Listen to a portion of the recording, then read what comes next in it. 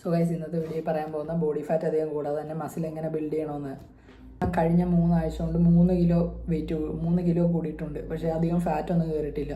അപ്പോൾ ഇത് എങ്ങനെ സെറ്റ് ചെയ്യാൻ, എങ്ങനെ അച്ചീവ് ചെയ്യാന്ന് വെച്ചാൽ, ഫസ്റ്റ് സ്റ്റെപ്പ് എന്താണെങ്കിലും കലോറിക് സർപ്ലസ് വേണം. കലോറിക് സർപ്ലസ് എന്ന് വെച്ചാൽ മെയിൻ്റനൻസ് കാലറിയിൽ നിന്ന് കൂടുതൽ കഴിക്കണം.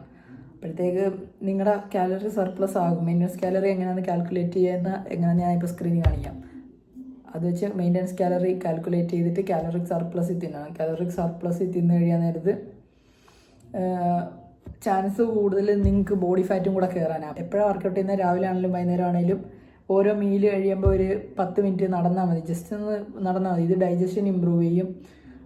പിന്നെ കുറേ ബെനിഫിറ്റ്സ് ഉണ്ട് വാക്കിങ്ങിൻ്റെ. അപ്പോഴത്തേക്ക് ഫാറ്റ് അധികം കൂടാതെ ഫാറ്റ് ബേൺ. ഈ വാക്കിങ് ആണ് ഏറ്റവും കൂടുതൽ ഫാറ്റ് ബേൺ ചെയ്യുന്ന കാർഡിയോ. റണ്ണിങ്ങിനെ കാട്ടി കൂടുതൽ ഫാറ്റ് ബേൺ ചെയ്യുന്ന വാക്കിംഗ് ആണ്. അപ്പോഴത്തേക്ക് വാക്കിംഗ് നോൺ നെഗോഷ്യബിളാണ്. കാലറിക് സർപ്ലസിൽ തിന്നിട്ട് വാക്കിങ്ങും കൂടെ ചെയ്യുവാണെങ്കിൽ നിങ്ങൾക്ക് ബോഡി ഫാറ്റ് കയറാതെ, അധികം ബോഡി ഫാറ്റ് കയറാതെ മാസ് കൂടിക്കോളും, ബോഡി മാസ്. പിന്നെ ഒരു പ്രോട്ടിപ്പ് എന്ന് പറഞ്ഞാൽ, നിങ്ങൾ മാക്സിമം പറ്റുവാണെങ്കിൽ ഉറങ്ങുന്നതിൻ്റെ ഒരു 3 മണിക്കൂർ മുമ്പെങ്കിലും ആഹാരം ലാസ്റ്റ് മീൽ കഴിയുക. അപ്പോഴത്തേക്ക് നിങ്ങളുടെ ബോഡി അത് ഡൈജസ്റ്റ് ആക്കി കഴിയും. ഉറക്കവും ഡീപ്പ് സ്ലീപ്പ് കിട്ടും. ഇതൊരു പ്രോട്ടിപ്പാണ്. നിങ്ങളുടെ ജിമ്മിലെ വെയിറ്റ് പുഷ് ചെയ്യാനുള്ള കപ്പാസിറ്റി കൂടും.